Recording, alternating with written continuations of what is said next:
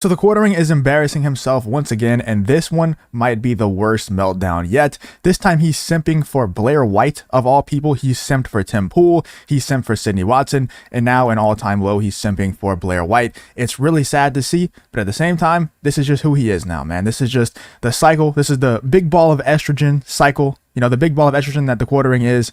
This is his life cycle now, man. This is what he does, and, you know, he quit Twitter, came back, quit Twitter again, came back again, all in the span of like 12 hours, dude. It's honestly just funny to see. Here is the locals post that he posted. We'll go over this first. Leaving Twitter for now. It's a massive distraction full of actual bots and double-digit IQ terminally online losers who pretend to be your viewers and fans, but act like you killed their dog if you dare say something they don't agree with. It's insane how much gaslighting goes on there. It's been a huge distraction and net negative for me. Can't say I'll never return. I'm sure I will, but right now it's a massive distraction. And just 6 hours later, he's back. So it's no longer a distraction. 6 hours later. Do what you need to do. This is somebody else. Do what you need to do. All good. It's so weird. Retards act like they are my longtime viewers, but have zero effect on viewership. I totally understand, sir. Yeah.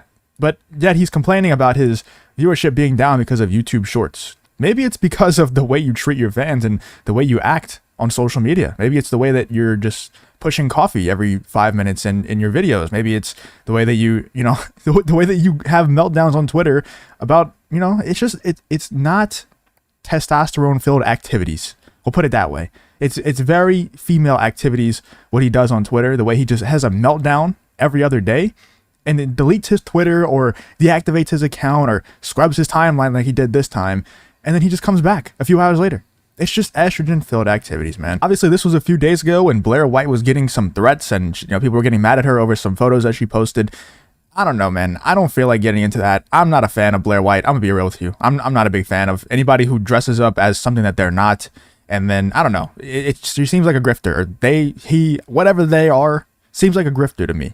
But I don't really care that much.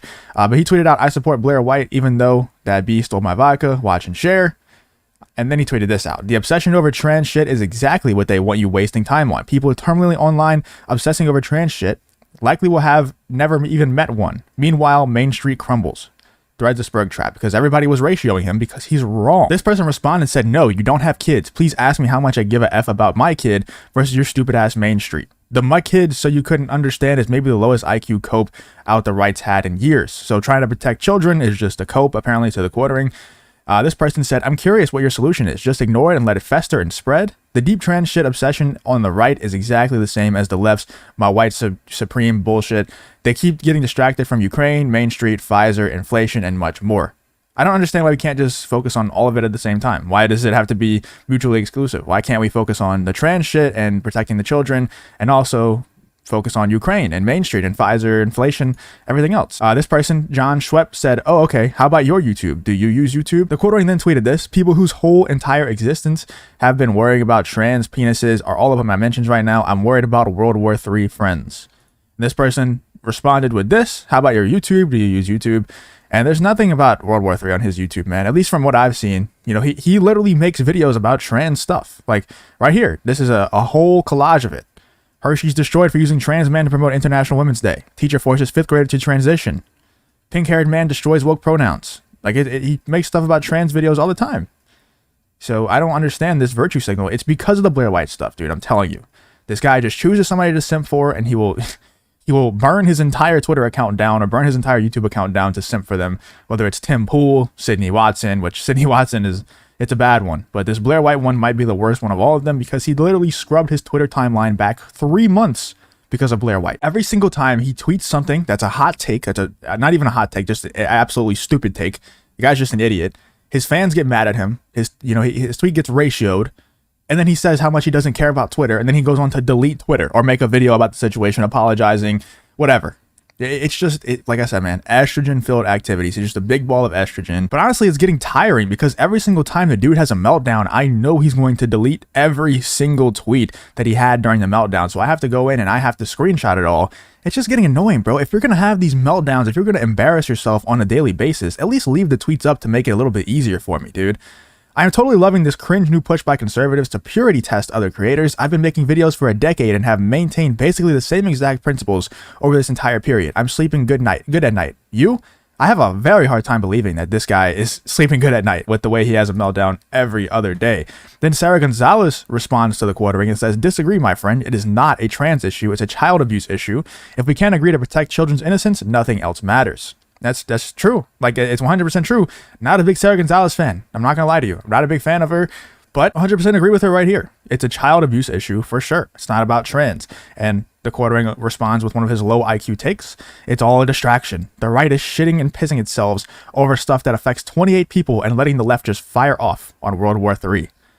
Dude, if you want to make World War III content, go ahead and make it. There's nothing much to say. Like, yeah, we might be heading in that direction, but what are we going to do? Like, your YouTube videos, my tweets, other people's tweets, they're not going to affect what politicians do. If they're going to do World War III, if World War III is going to happen, it's going to happen, dude. There's nothing we can do. But we can stop this trans stuff. Like, that is a battle that is worth fighting because we can stop it. Like, we can't stop World War III. That's above our pay grade. It's above our pedigree. It's just going to happen or it's not. And then she also says, you think 28 people have children in public schools being indoctrinated into gender ideology or being sexualized? He responds with, I think obsessing about trans shit gets loads of clicks, and while an important issue, it's like number 40 on the list. You're letting yourself be controlled. The left wins when they can get the entirety. Dude, I hate when he goes down that line of like, you're being controlled. It's all a psyop. Like, sometimes it's right. Like, sometimes it is a psyop, like, for sure.